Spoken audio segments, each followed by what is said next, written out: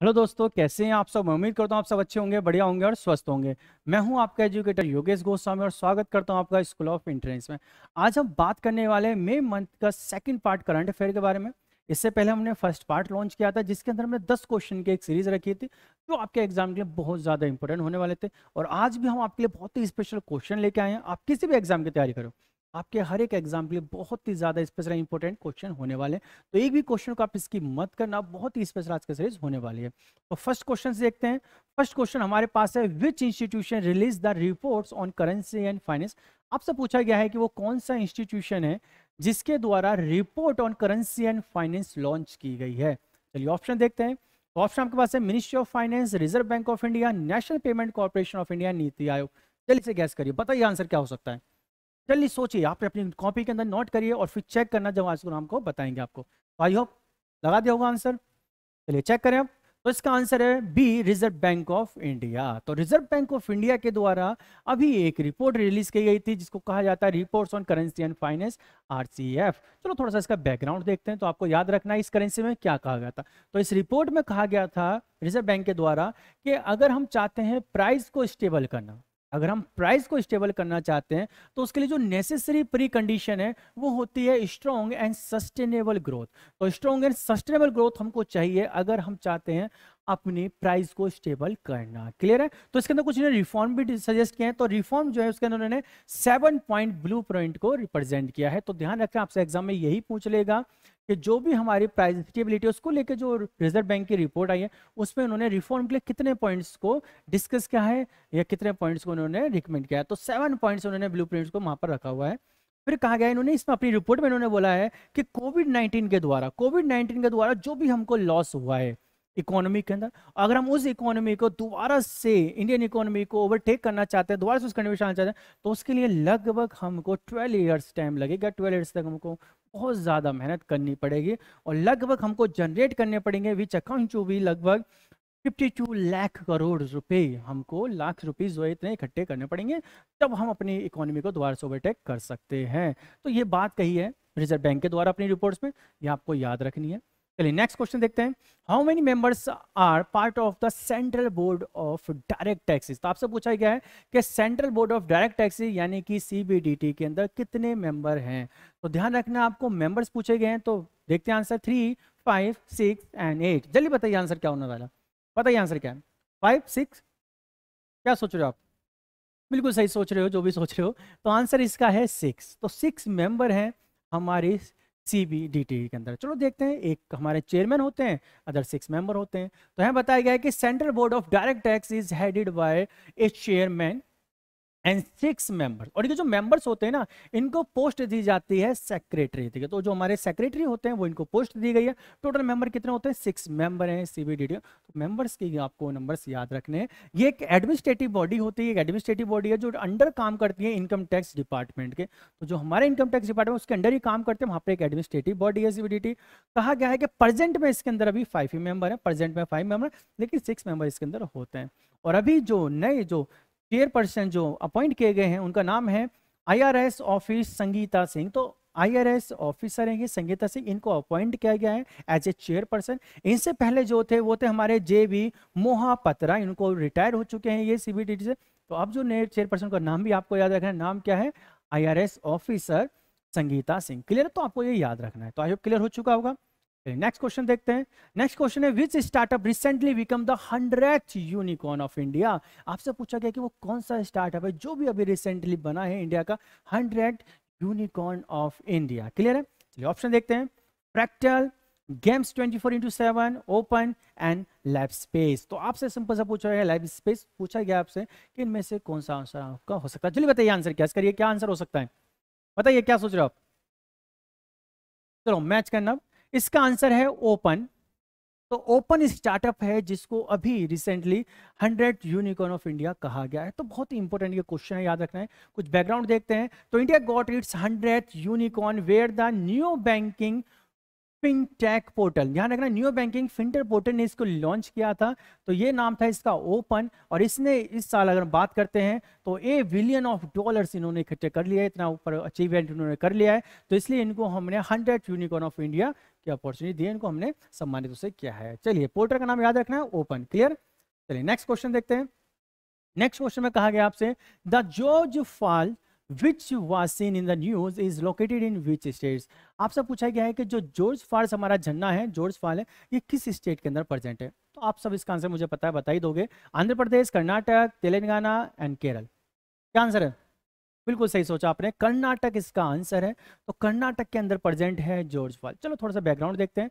तो George fall is a west waterfall, ये एक वाटरफॉल है, and on the Sharavati river. किस रिवर के ऊपर है? तो यहाँ आपको ध्यान रखना है, शरावती रिवर के ऊपर है। और शरावती रिवर लोकेटेड है वेस्टर्न घाट के अंदर।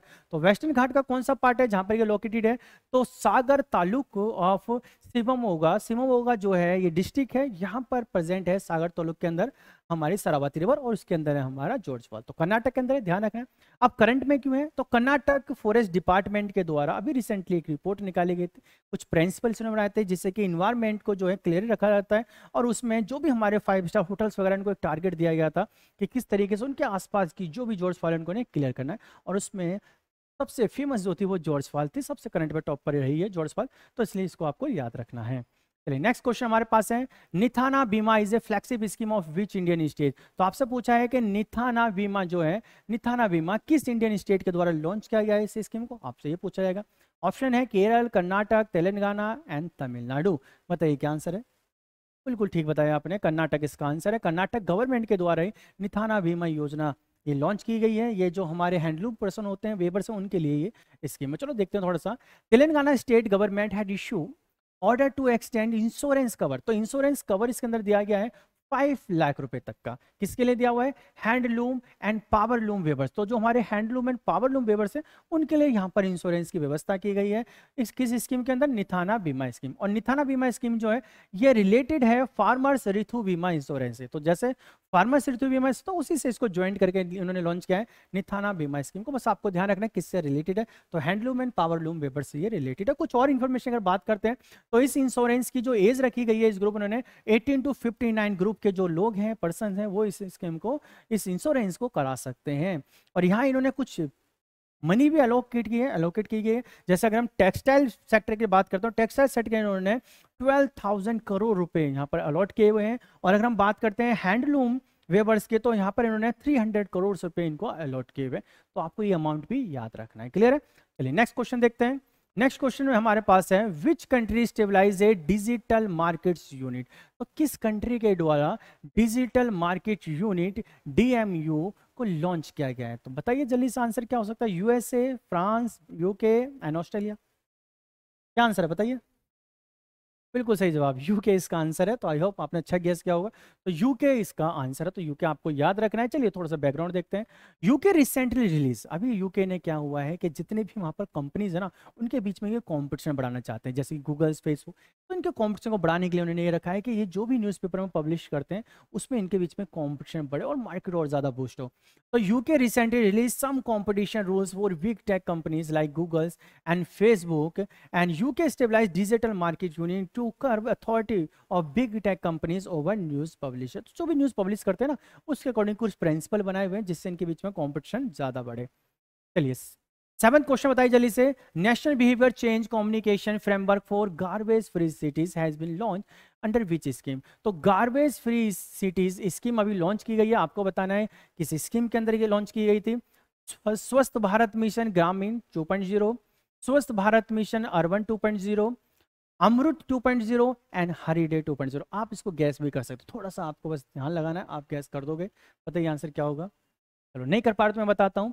ज़्यादातर हमारा जो गार्बेज सिटी है वो हमारे अर्बन एरिया में फैला होता है, इसलिए इसका आंसर है स्वस्थ भारत मिशन अर्बन 2.0। तो इसी के अंदर इस स्कीम को लॉन्च किया गया है। थोड़ा सा बैकग्राउंड देखते हैं। चलिए स्वस्थ Bharat mission urban 2.0, the ministry of housing and urban affair.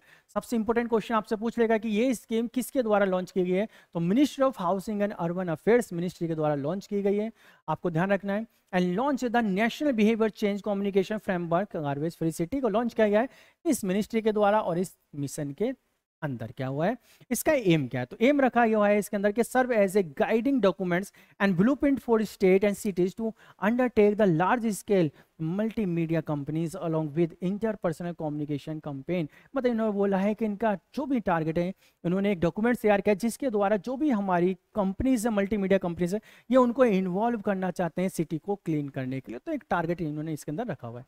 I hope clear हो चुका होगा। चलिए नेक्स्ट क्वेश्चन देखते हैं। ए commemorative coin to mark the birth century of the Jawaharlal Darda was announced recently। अभी ये कॉइन बनाया गया है, कॉइन डेडिकेटेड क्या हुआ है, जवाहरलाल दारदा, ध्यान रखना जवाहरलाल नेहरू नहीं है, जवाहरलाल दारदा, इनके फोटो इनकी इस पे लगाई गई है। And was announce recently and he was a businessman and minister in which state. आपसे पूछा गया है कि किस स्टेट के अंदर ये मिनिस्टर थे और बिजनेसमैन भी रह चुके हैं। तो ये उत्तर प्रदेश, महाराष्ट्र, आंध्र प्रदेश एंड तेलंगाना। जल्दी बताएं सर। बिल्कुल ठीक, महाराष्ट्र के अंदर ये रह चुके हैं। तो महाराष्ट्र गवर्नमेंट ने इसकी बात की घोषणा की, उन्होंने ये सिक्का बना हुआ है। तो government will soon issue a commemorate coin of 100 denomination to the mark the worth century of the Jawaharlal Nehru. तो 100 जो हमारा नोट सिक्का है, 100 का जो कॉइन है, उसके ऊपर इनकी फोटो लगाई गई है जिससे कि इनको एक श्रद्धांजलि दी जा सके। इनका जो बर्थ था, तो आपको ध्यान रखना है 1923 में इनका बर्थ हुआ था। He was a former Congress leader, ये former, sorry not farmer, former Congress leader थे, कांग्रेस के लीडर थे ये। एंड फाउंडर ऑफ द, ये आपको ध्यान रखना है, Lokmat group of newspaper, Lokmat group नाम से एक न्यूज़पेपर आता था, उसके फाउंडर भी थे ये।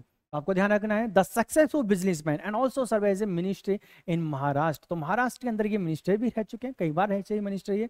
एंड ही पास अवे, इनका 1997 में इनकी देहांत हो चुका था, इनकी डेथ हो गई थी। तो आपको कुछ इंफॉर्मेशन जो आपको याद रखनी है।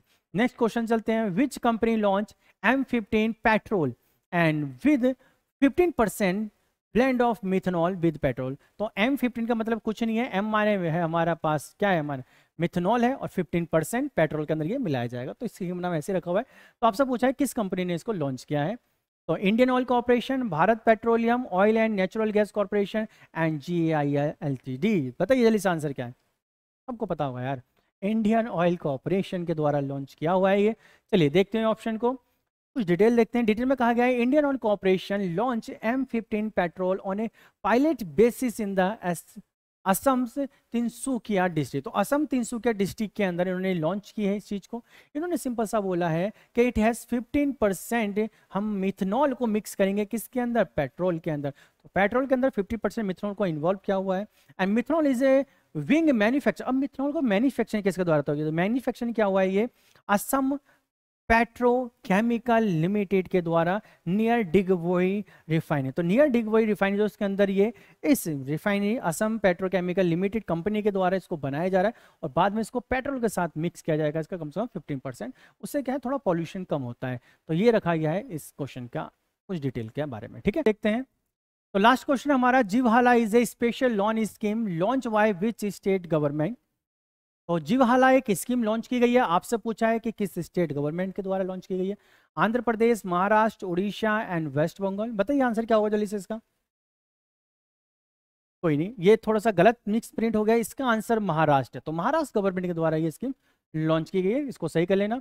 तो the Maharashtra department of the prison, Maharashtra department जो प्रिजन का है, has launch first kind of credit scheme for prisoners in jail across the state. तो जो भी इनके जेल के अंदर प्रिजन है उनके लिए ये स्कीम लाई गई है। The loan scheme title Jeevhala is offer by the Maharashtra state corporation bank for inmate who are the undergoing a prison sentence of the more than 3 year. मतलब जिन भी प्रिजन को 3 साल से ज़्यादा की सजा हुई है उन सभी के लिए जो महाराष्ट्र स्टेट कॉर्पोरेशन बैंक उन्होंने ये स्कीम जो है हमारी जीवहाला लॉन्च किया। अब इस स्कीम के अंदर है क्या, तो अगर हम बात करते हैं, inmate can use the loan for the education of their childrens. मतलब कहा गया है कि जो भी प्रिजन है वो लोन अप्लाई कर सकते हैं, लोन ले सकते हैं। किस फील्ड के लिए ले सकते हैं, तो उनके जो भी चाइल्ड है उनके एजुकेशन के लिए ले सकते हैं, मेडिकल ट्रीटमेंट उनकी फैमिली को चाहिए उसके लिए लोन ले सकते हैं, and legal fees and other expenses जो भी इनकी फैमिली के अंदर होने वाले उनके लिए वो प्रिजन लोन अप्लाई कर सकते हैं। तो ये जीवहाला स्कीम महाराष्ट्र के अंदर लॉन्च की गई है, तो आपको ये याद रखना है। क्लियर है। तो ये पूरी हमारी सीरीज थी 10 क्वेश्चनों की। आई होप आपको बहुत अच्छी लगी होगी और आपके एग्जाम के लिए बहुत इंपॉर्टेंट। तो इसको 1-2 बार देख लेना, आपको याद हो जाएगा। तो अगर आपको ये वीडियो अच्छी लगे तो उसको लाइक जरूर करना, अपने दोस्तों भी शेयर कर दो, उनको भी थोड़ा करंट अफेयर आ जाएगा। क्लियर है? तो नेक्स्ट वीडियो में मिलते हैं। वीडियो को लाइक जरूर करना, क्योंकि अगला करंट अफेयर आपको तभी जल्दी से जल्दी मिल जाएगा। क्लियर है? तो नेक्स्ट वीडियो में मिलते हैं। जय हिंद, जय भारत।